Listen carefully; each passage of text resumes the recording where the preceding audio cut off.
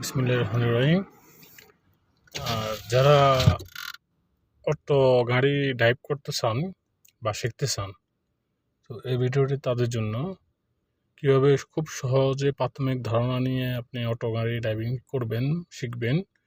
তো একটা কথা বলে রাখি, আমি আমার ভিডিও দেখি কেউ গাড়ি চালাতে যাবেন না, যারা জানা না, ঠিক আছে না? একটা জিনিস মনে রাখবেন, অল্পগত বিদ্যা ভয়ঙ্কর।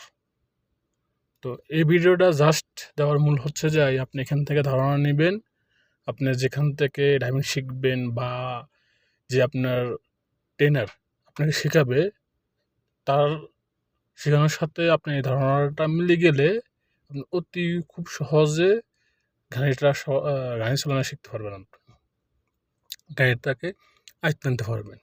কিন্তু আমার ভিডিও দেখে আপনি একলা একলা গাড়ি চালাতে যাবেন না, অবশ্যই আপনাকে একজন ট্রেনার মাধ্যমে আপনি শিখতে হবে, ঠিক আছে?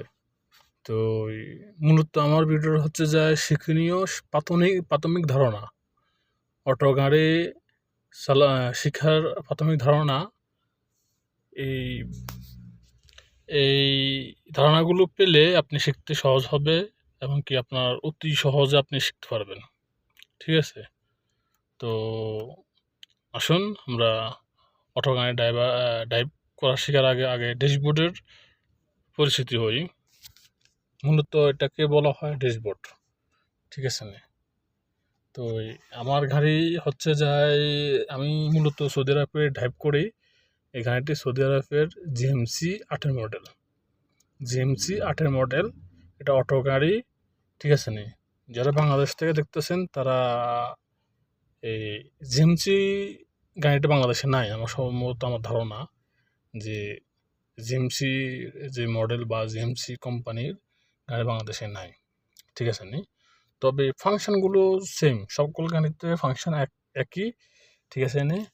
এতে নিয়ে আপনার বিভ্রান্ত হবেন না। আপনি যদি এখান থেকে ধারণা নেন তাহলে সব গাড়িতে আপনি অ্যাপ্লাই করতে পারবেন।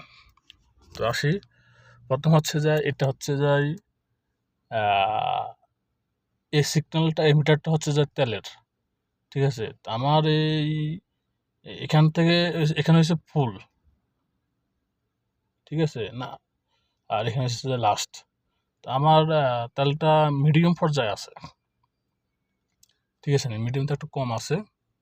আর উপর হচ্ছে যে এটা হচ্ছে যে মোবিল, আপনার গাড়িতে কতটুকু মোবিল আছে এটা মিটার বাতাবে। এটা হচ্ছে এই মিটারটা হচ্ছে যে আপনার এই গাড়ির ইঞ্জিনের স্পিরিট রেঞ্জ। আর এটা হচ্ছে যে গাড়ির কত স্পিডে যাচ্ছে ওটার মিটার। আর এটা হচ্ছে যাই ভালো করে খেয়াল করবেন, এটা হচ্ছে যে আপনার গাড়ির ব্যাটারি কত পার্সেন্ট ভালো আছে। তবে আমার ব্যাটারিটা 14-এর এদিকে গেলে ভালো, 14 মধ্যে থাকলেও ভালো, কিন্তু আমার ব্যাটারিটা একটু ডাউনের দিকে আছে। যে কোনো মুহূর্তে আমার ব্যাটারিটা খারাপ যাইব, হয়তো মাসখানেক পর, 2 মাস পর, 6 মাস পর ব্যাটারিটা চেঞ্জ করা লাগবে। আর এটা হচ্ছে মোস্ট ইম্পর্টেন্ট, এটা হচ্ছে টেম্পারেচার মিটার বা হিটার মিটার, ঠিক আছে নি? যখন আপনার গাড়িটা এটা মিডিয়ামে আছে, যখন 120 দিকে যাইব, এদিকে পুল আসবে, 120-এ চলে আসবে, তখন আপনি দেখার মাত্রই গাড়িটাকে সাইড করি, গাড়ি ঠান্ডা করাতে হবে। গাড়ি কী সমস্যা, কি রেগুলেটরের সমস্যা, না ফ্যান চলে না, গাড়ির হিট খাইছে কি না ওটা। এটা অবশ্য অন্যান্য গাড়িতে একরকম, যেমন 100 যে দাগটা আছে ওই দাগের পরে লাল দাগ লাস্ট পর্যন্ত আছে, 120 পর্যন্ত লাল দাগ আছে।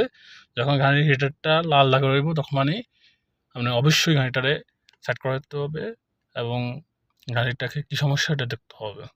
গাড়ি হিট খায় মূলত আপনার 3টে কারণে। 1, রেগুলেটরে পানি না থাকলে। 2, রেগুলেটরের যে ফ্যান আছে ইঞ্জিন ফ্যান ওটা না চললে।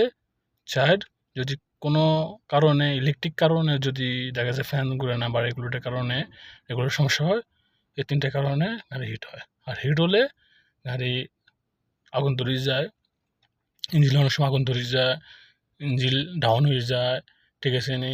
অনেক সমস্যা হয়। এটা গাড়ির একটা বিরাট ক্ষতি হয় এই ইঞ্জিন হিট হলে। ঠিক আছে, তো আসুন আমরা ইঞ্জিনের গাড়ির ফাংশনগুলোর সম্বন্ধে জানি লই। ঠিক আছে,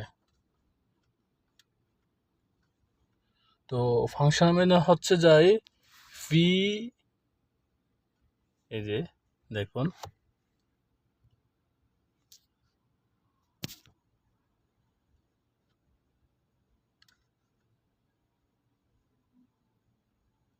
এই যে দেখুন এই ফি আর এন ডি 3, 2, 1। আচ্ছা, তো এই পি মানে হচ্ছে যে পার্কিং। যখন আপনারা গাড়ি পার্কিং করবেন তখন পি রাখি গাড়িটা পার্কিং করবেন, তাহলে গাড়ির সামনে যাবে না পিছনে যাবে না, এটা একটা গিয়ার। ঠিক আছে, লক গিয়ার।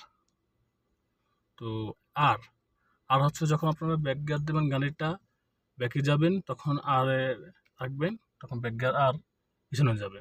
এন এন হচ্ছে যায় নিউটন। আপনি গাড়ির সামনে যাবে না পিছনে যাবে না, কিন্তু গাড়িটা যখন যখন আপনার ঝামে থাকবেন তখন এন দি বাস ব্রেক চাবি ধরে রাখলে গাড়ি ব্রেক থেকে আপনি ফালানো হতে পারবেন।